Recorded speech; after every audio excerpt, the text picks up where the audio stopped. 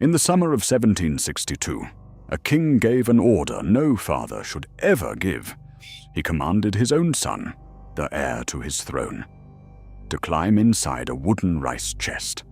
Then he sealed the lid. For 8 days, the prince was left there, in the heat, without food, without water. And the man who gave that order was not his enemy. It was his father. Why would a king kill his own heir? In the slowest, cruelest way imaginable. Today, we trace one of the darkest deaths in the history of the Korean throne. The story of Crown Prince Sado. To understand this death, we have to go back to a kingdom called Joseon, the dynasty that ruled Korea for 5 centuries. Its king was a man named Yongjo. He was brilliant, disciplined, and one of the longest reigning kings in Korean history. But for years, Yongjo had no son to succeed him. So when a healthy boy was finally born, the kingdom rejoiced. The child was named Sado, and before he could even walk, his father declared him Crown Prince, the future king. But that golden beginning hid a crack that would widen for the rest of Sado's life. His father, the king, was not a warm man. He was demanding, sharp-tongued, and almost impossible to please.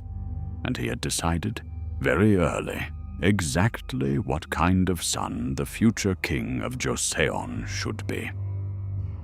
From childhood, Sado lived under enormous pressure. His father expected him to be a perfect scholar and a perfect prince. Every mistake was met with cold disappointment, often in front of the whole court. According to a memoir written by Sado's own wife, the king would humiliate his son publicly, then ignore him for long stretches. The more the boy longed for his father's affection, the more his father seemed to withhold it. For a future king, this was more than a sad childhood. It was a wound that never healed. And as Sado grew into a young man, that wound began to turn into something far more dangerous.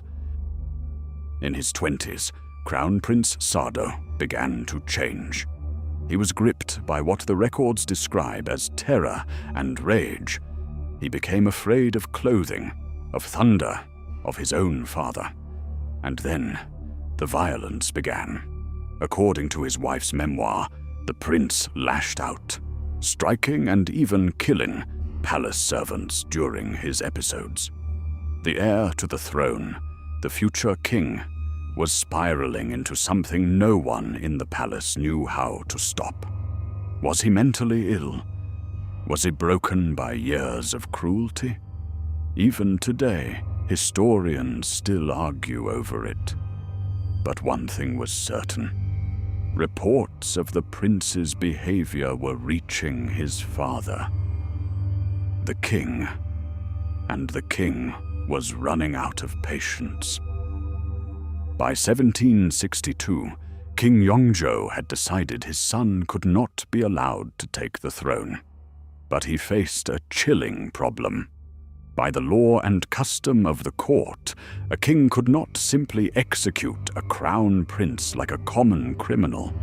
Worse, executing Sado as a traitor could legally destroy the future of Sado's own young son. And that boy was the king's beloved grandson. So the king needed a way to kill his son without spilling royal blood and without branding him traitor. And he found one. A solution so cold it still horrifies us, more than 2 centuries later. A simple wooden chest used to store grain. On a summer day in 1762, the king summoned his son, and he gave the order. Climb into the chest. The prince begged. The court watched in silence, but the king did not relent. The lid was closed. The chest was bound, and the heir to the throne of Joseon was sealed inside. Then came the waiting. 1 day, 2, 3. In the heat of a Korean summer, with no food and no water, the prince was left to die in the dark. It took 8 days. When it was finally over, Crown Prince Sado was dead at just 27 years old. But this story does not end in that chest.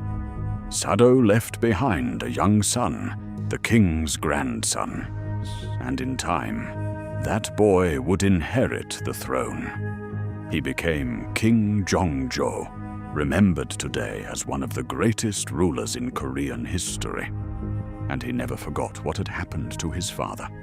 As king, he worked to restore Sado's honor and mourned him for the rest of his life. The very dynasty that killed Sado was carried forward by Sado's own blood. To this day, Koreans still debate who was truly to blame. A sick son, a cruel father, a court built on impossible expectations. What's certain is this: a father killed his son, slowly, to protect a throne. And history has never decided whether that throne was worth it. This was the Dragon Throne. If you want more of Asia's darkest royal mysteries, subscribe. And we'll keep opening the doors history tried to close.